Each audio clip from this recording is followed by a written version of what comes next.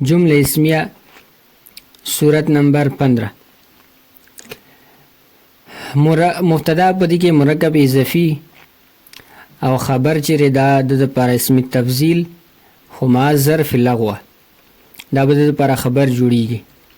لکه مثال دی ربک اعلم بالمفسدین، او دغه مبتدا مرکب اضافي دی او خبر وته اسم تفضیل لیکن سره د ظرف لغو نه چې خبر جوړي.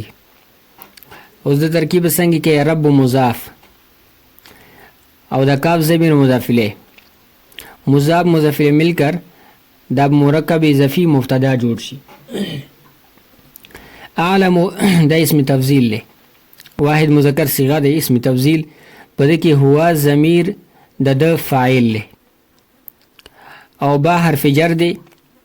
المفسدین د الف لام برای تعریف ته مفسدین چې دا د اسم فاعل صيغه د جمع مذکر په دې کې هم ضمیر مستتر د فاعل له دا اسم فاعل چې خپل فاعل سره ملاو شي شبه جمله بشي دا به صفت شي د پاره د الرجال موصوف مقدر د پاره.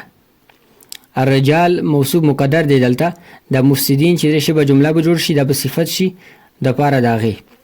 اوس الرجال موصوف د خپل صفت سره ملاو شي دا به مجرور شي د بار د با حرف جر. با حرف جر د خپل مجرور سره ملاو شي دا به ظرف لغو شي متعلق بشي اعلم اسم تفضیل سره.